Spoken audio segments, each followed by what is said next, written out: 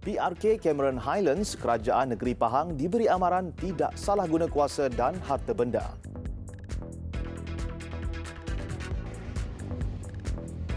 Terbabit kemalangan, kereta terhumban ke dalam laut. Buletin 1.30 bersama saya Amir Hakim Lokman.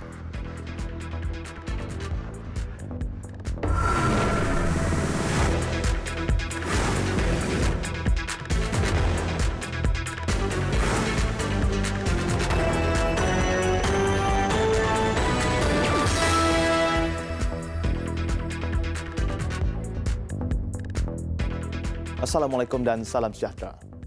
Sebuah kereta terhumban ke dalam laut selepas terlibat dalam nahas dengan sebuah kereta lain di kilometer 4 Jambatan Pulau Pinang, Menghala Perai jam 2.45 pagi tadi. Menurut Ketua Polis Daerah Seberang Perai Tengah ACP Nik Ros Azhan Nik Abdul Hamid, pasukan Polis Marin Batu Uban menjalankan usaha mengesan kereta dan mangsa yang terjatuh ke dalam laut. Katanya berdasarkan rakaman CCTV pihak PLAS di Jambatan Pulau Pinang, kereta yang jatuh ke dalam laut berwarna putih tetapi jenisnya tidak dapat dipastikan. Kerja-kerja menyelam oleh pencari dan mencari oleh pihak Polis Marin serta pihak bomba dan penyelamat turut terganggu hingga terpaksa dihentikan sementara waktu kerana arus air laut deras. Bagaimanapun usaha itu diteruskan lagi. Siasatan awal polis mendapati kejadian dipercaya berlaku apabila sebuah kereta berwarna hitam yang dipandu oleh seorang lelaki terbabas di lorong kanan. Ia kemudian melanggar pembahagi jalan. Pada masa yang sama, sebuah kenderaan warna putih di lorong itu cuba mengelak sebelum terbabas dan hilang kawalan lalu merempuh tembok dan terhumban ke dalam laut. Pemandu kereta berwarna hitam cedera dan menerima rawatan di Hospital Seberang Jaya.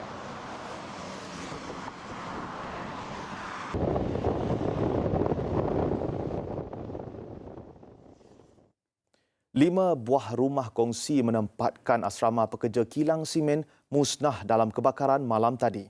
Insiden jam 11.45 malam berlaku di Kundang Rawang itu turut menghanguskan sebuah motosikal. Sebuah jentera dari Balai Bomba dan Penyelamat Rawang bergegas ke lokasi kejadian sebaik menerima makluman dan tiba kira-kira 20 minit kemudian. Sebaik tiba, api sedang marak dengan pantas memusnahkan rumah berkenaan. Api berjaya dipadamkan sepenuhnya dalam 30 minit. Tiada mangsa cedera kerana pekerja sempat melarikan diri. Asrama berkeluasan 100 kaki persegi itu hangus sepenuhnya.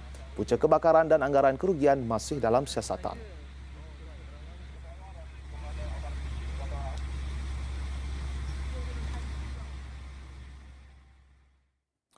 Berang kerana seorang doktor enggan memberi cuti sakit kepada isteri seorang pemandu lori, pegawai perubatan itu ditampar. Pemandu lori itu bertindak demikian di Jabatan Kecemasan Hospital Pulau Pinang awal pagi tadi. Lelaki berkenaan yang didapati positif dadah ditahan oleh polis.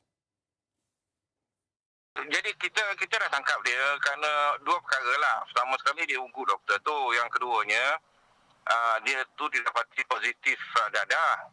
Tambahnya, suspek akan didakwa mengikut Seksyen 323 Kanun Keseksaan yang memperuntukkan hukuman penjara maksimum setahun atau denda hingga RM2,000 atau kedua-duanya sekali jika sabit kesalahan.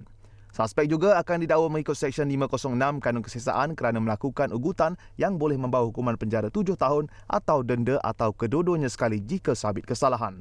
Bagi kesalahan positif dadah, suspek didakwa mengikut Seksyen 15-1-A Akta Dadah Berbahaya 1952 yang memperuntukkan hukuman denda maksimum RM5,000 atau penjara maksimum 2 tahun serta perintah pengawasan polis selama 2 tahun. Disempurnakan oleh Vivo V11 dan Vivo V11i.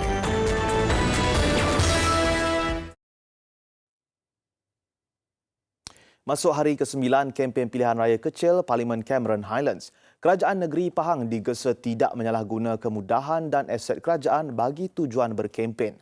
Menurut Timbalan Menteri di Jabatan Perdana Menteri Fuziah Saleh, pihaknya menerima aduan mengenai arahan daripada Kerajaan Negeri kepada peneroka Felda agar menghadiri program tertentu.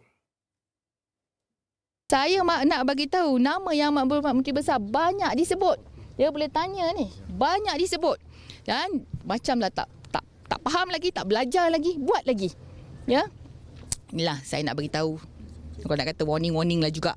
Ya, bagi tahu please. Know your limits. Please, this is election time. Fahamlah sikit pasal proses demokrasi. Kempen lah, pergi turun sebagai ahli politik, turun ke rumah. Kami kalau turun ambil Beliau yang juga pengerusi PKR Pahang mendakwa arahan berkenaan diberikan kepada pengurus Felda untuk mengeluarkan jemputan bagi pihak kerajaan negeri kepada peneroka untuk menghadiri majlis tertentu. Namun arahan itu tidak dimaklumkan kepada kementerian walhal Felda tertakluk di bawah Kerajaan Persekutuan. Program dimaksudkan itu anjuran Exco Pertanian Kerajaan Negeri dan dihadiri Menteri Besar Pahang Datuk Seri Wan Rosdi Wan Ismail. Kain rentang program berkenaan turut diletakkan lambang Kementerian Pertanian dan Industri Asas Tani serta Felda. Namun akhirnya, kedua-dua agensi itu menarik diri daripada program terbabit. Fauzia berkata, beliau akan memaklumkan perkara berkenaan kepada Barisan Pemantau Suruhanjaya Pilihan Raya.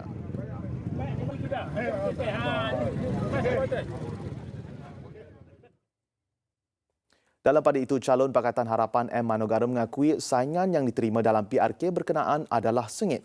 Namun beliau optimis peluang PH merampas parlimen berkenaan daripada BN adalah cerah berdasarkan kepada sambutan diterima dirinya ketika berkempen bertemu pengundi. Mesra dan baik yang beri yakinan kepada pihak kami. Tetapi saya rasa kita kena perlu lebih kerja kuatlah lagi 5 hari ini. Khususnya di tempat-tempat kawasan masyarakat asli, kita kena menumpukan perhatianlah. Beliau terdahulu mengadakan tinjauan mesra di Pasar Tani Tanah Rata pagi tadi. Pusingan kedua berkempen menyaksikan semua calon giat bertemu dengan peseramai pengundi.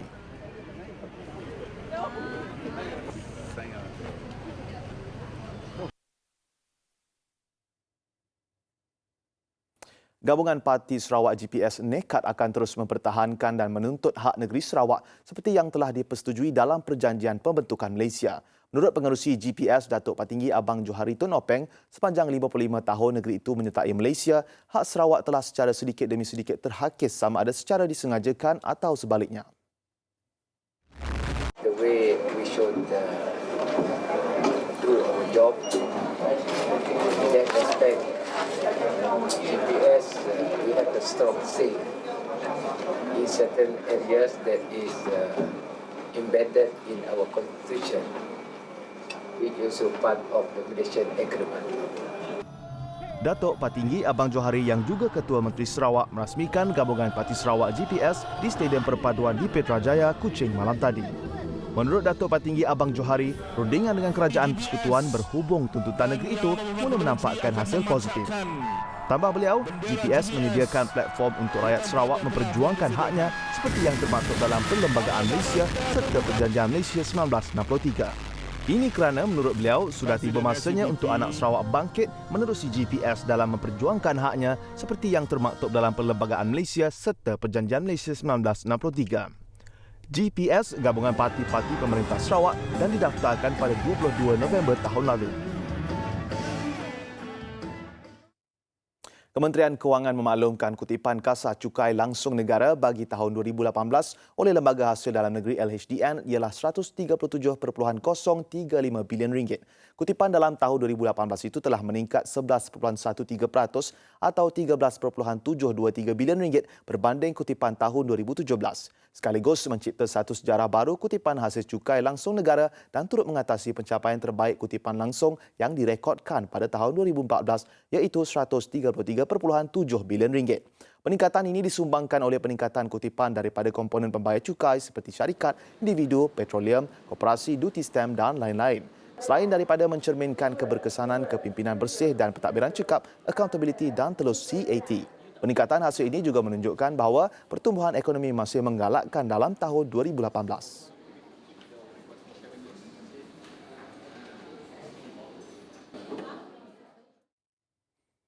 Golongan orang kurang upaya OKU terus diberi kemudahan dengan program Van Mobility OKU yang akan memudahkan pergerakan golongan itu dengan kos yang lebih rendah. 5 van disasarkan untuk beroperasi di Lembah Kelang sebelum diteruskan ke Pulau Pinang, Johor dan Kelantan. Usaha meraih dana diteruskan dengan acara larian atau fun run yang disertai hampir 600 peserta di Ibu Negara pagi tadi. OKU Sahabatku Fun Run 2.0 edisi kedua dianjurkan Yayasan Prihatin Insan dengan kerjasama Skuad Muda Prihatin dan Unit Perubatan Rehabilitasi Jabatan Ortopedik Pusat Perubatan UKM. Yang penting ialah kita nak cuba adakan program-program di mana adanya keterlibatan golongan OKU dan kita nak janakan kesedaran lah di kalangan masyarakat bahawa mereka ni juga sebahagian daripada syarikat kita dan masyarakat kita, dan kita perlu berikan ruang lah kepada mereka. Kami ada teknik cara nak tolak kursi roda ni. Sebabnya satu, supaya kita tak cepat penat, kita perlukan pernafasan yang betul. Teknik pernafasan dan juga cara teknik tolak wheelchair juga perlu betul. Sebabnya kami gunakan yang ni yang paling penting. Turut hadir memeriahkan larian atlet Paralimpik Negara Muhammad Rizwan Muhammad Puzi. Projek berkenaan bertujuan memberi kemudahan kepada OKU khususnya yang memakai kursi roda untuk bergerak dengan kos yang lebih rendah. Jadi van ini kita sediakan untuk penggunaan mereka, dan hari ini Agrobank telah menyumbang 25,000 untuk tujuan mereka tak payah membayar lah. Jadi they can commute dan duit itu akan digunakan untuk perbelanjaan petrol dan sebagainya. Dalam pada itu, kekurangan fizikal tidak menjadi penghalang dalam mengejar impian. Itu yang dilakukan sekumpulan orang kurang upaya OKU dari Persatuan OKU Sentral yang membuktikan insan istimewa juga boleh menari. Aksi lincah mereka ditonjolkan pada pertandingan Malaysia Let's Dance di Ibu Negara baru-baru ini.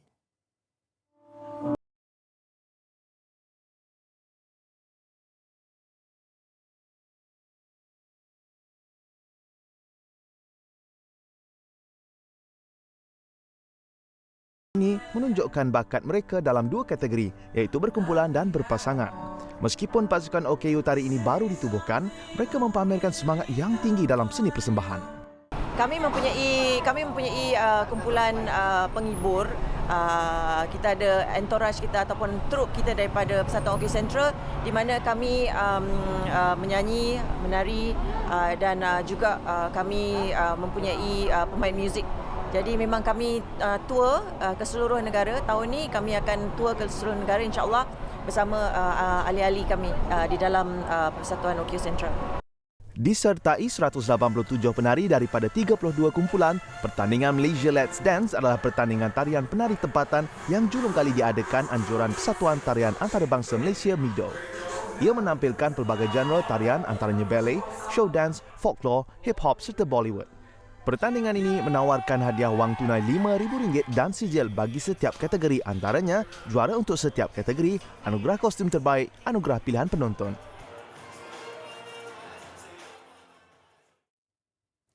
Tiada siapa pun yang mahu menjadi pengemis atau gelandangan. Menyedari hakikat itu, lebih 20 anak muda Johor Bahru tampil menghulurkan bantuan kepada golongan berkenaan.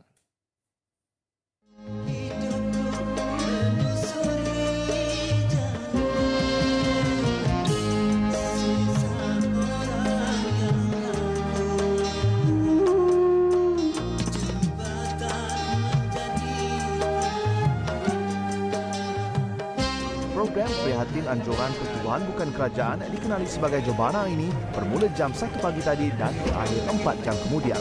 Ia disertai lebih 20 anak muda pelbagai bangsa berumur 18 hingga 30 tahun. Idea itu tercetus susulan gempa bumi tsunami di Indonesia. Awalnya kita nak pergi ke Indonesia yang gempa bumi tsunami. Tapi pada fikir balik ada cadangan, ada di Johor Bahru pun ada gelandangan yang memerlukan keperluan asas seperti ini. So kami create team dan cari tempat di mana lokasi untuk buat program kasih sentuh ni. Program yang julung kali dianjurkan ini bertujuan melahirkan rasa tanggungjawab di kalangan generasi muda kepada golongan kurang bernasib baik. Selain makanan dan pakaian diagihkan kepada 200 gelandangan, mereka turut menyediakan khidmat gunting rambut percuma. Isu gelandangan di Bandaraya Johor Bahru dikesan sejak 10 tahun lalu dan bilangan mereka dilaporkan semakin meningkat berikutan peningkatan kos hidup di bandar. Sebahagian besar mereka menghuni sekitar hospital kerajaan, stesen bas dan kereta api, manakala bakinya berkeliaran sekitar kompleks membeli belah. Hasil bancian dijalankan, sebuah pertubuhan kebajikan sosial mendapati 70% daripada gelandangan mempunyai pekerjaan namun tidak mampu membayar sewa bilik atau rumah. Manakala 30% lagi berdepan dengan masalah rumah tangga dan 20% penagih dadah. Paling menyedihkan, 70% daripada gelandangan berkenaan orang Melayu. Alhamdulillah lah dapat melihat bahawasanya anak-anak muda ni memainkan peranan sebagai pada satu badan NGO, program kemasyarakatan merupakan kali pertama mereka mengadakan program seperti ini, dan kita harapkan supaya program yang seperti ini dapat diteruskan untuk masa-masa akan datang. Alhamdulillah.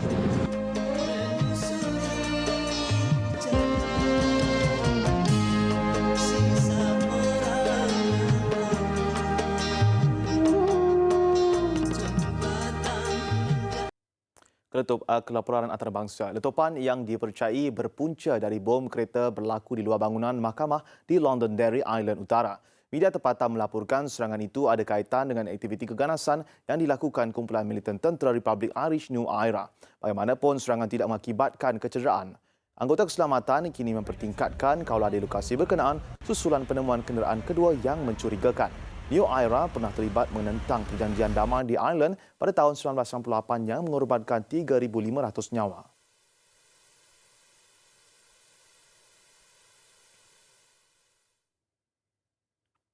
Presiden Amerika Syarikat Donald Trump mencadangkan perjanjian imigresen sebagai cubaan untuk mengakhiri penutupan separa kerajaan Amerika Syarikat yang memasuki hari ke-29. Dalam ucapannya, Trump menawarkan perlindungan baru kepada pendatang yang tidak mempunyai dokumen, khususnya golongan muda yang dikenali sebagai Dreamers. That is our plan. Border security, DACA, TPS, and many other things. Straightforward, fair, reasonable, and common sense with lots of compromise.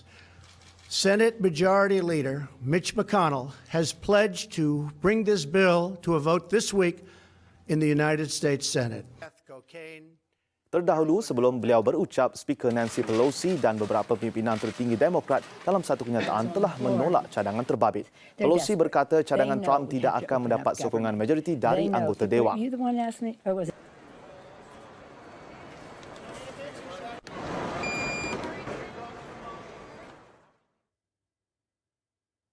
Perairan Chile digegarkan dengan gempa bumi berkekuatan 6.7 magnitud pada pukul 10.32 malam waktu tempatan. Menurut Jabatan Kajian Geologi Amerika Syarikat USGS, gegaran yang berlaku kira-kira 15.6 km di barat daya Coquimbo pada kedalaman 53 km tidak berpotensi tsunami. Menurut saksi, beberapa bangunan di ibu negara bergoyang namun ianya tidak mengakibatkan kerosakan besar. Berdasarkan rakaman video, penduduk yang panik dan takut berlakunya tsunami berusaha keluar dari kediaman masing-masing untuk menyelamatkan diri. Bekalan elektrik di beberapa tempat dilaporkan mengalami gangguan akibat insiden itu.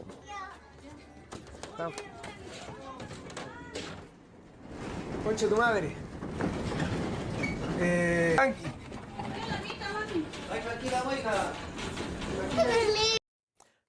Pasukan hoki wanita Terengganu mencatat kemenangan keempat berturut-turut selepas menewaskan pasukan jemputan dari China Liaoning Infinite Space HC LISHC pada saingan Liga Hoki Wanita di Stadium Batu Burut semalam. Nyata reputasi gah LISHC selaku pasukan luar langsung tidak menggerunkan TLHT meraih kemenangan 4-2. TLHT memulakan asakan awal selepas dihadiahkan pukulan sudut penalti pada minit kedua perlawanan, namun pukulan yang diambil Elia Syahira Elias gagal menerjah jaring gol. Skuad jemputan dari China yang dibimbing Guo Lihua melakukan serangan pertama dan berjaya memperolehi jaringan pendahuluan melalui tolakan Liu Xinyu pada minit kelima. TLHT yang dibimbing Iman Gobinadan mendominasi permainan, berjaya juga menyamakan kedudukan melalui tamparan cantik Jaswinder Kaur pada minit ke-15. Jaswinder kemudian sekali lagi meledak gol kedua pada minit ke-26. Bersambung aksi di suku ketiga, LISHC menggandakan asakan dan melalui pukulan sudut penalti Li Feng berjaya menyamakan kedudukan minit ke-33. Pada minit ke-41, Jaswinder melengkapkan hat-trick dan kembali meletak pasukannya di depan 3-2 menerusi pukulan sudut penalti. Bekas tonggak kebangsaan Siti Rama Osman mengukuhkan kedudukan 4-2 jaringan pukulan sudut penalti pada minit ke-46.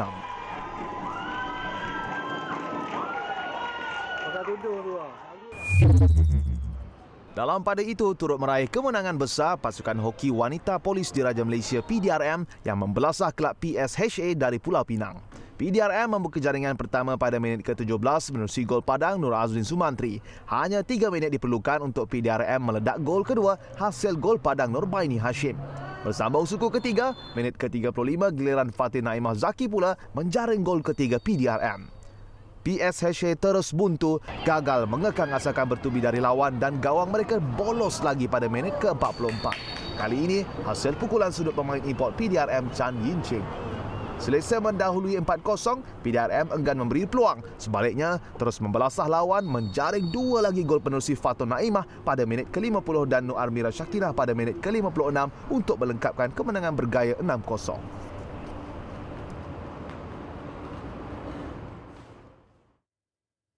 Bagi memberi kehangatan saingan rugby Piala Dunia 2019 yang akan berlangsung pada September ini di Jepun, jelajah trofi untuk perlawanan berprestij itu diadakan di seluruh dunia. Dan minggu ini Piala Webb Ellis itu berada di Malaysia untuk dipertontonkan pada peminat sukan itu. Penaung Diraja Kesatuan Rugby Malaysia Sultan Nazrin Shah berkenan menghadiri jamuan makan malam dari meraihkan ketibaan trofi rugby Piala Dunia itu di Malaysia. Hari ini trofi itu akan dipertonton di Sekolah Menengah Sains Selangor Ceras sempena Karnival Milo Program Pembangunan Rugby Negara. Dan bermula Isnin ini, orang ramai boleh melihat secara dekat trofi idaman pasukan rugby dunia itu di KLCC sehingga jam 11 pagi dan di Putrajaya bermula jam 2.30 petang hingga 5.30 petang. Malaysia merupakan persinggahan ke-12 trofi sebelum meneruskan jelajah ke Jerman pada 24 Januari ini.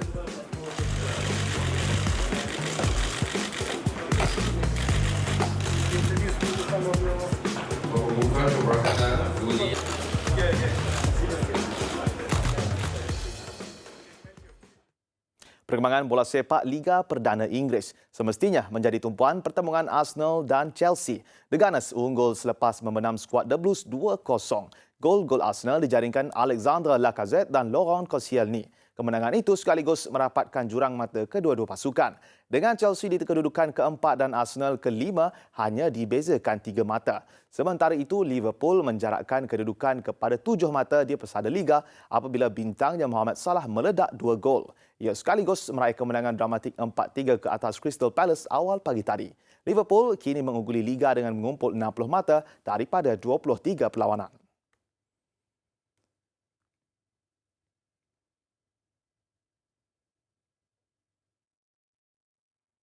Berikut keputusan perlawanan Liga Perdana Inggeris yang berlangsung malam dan awal pagi tadi.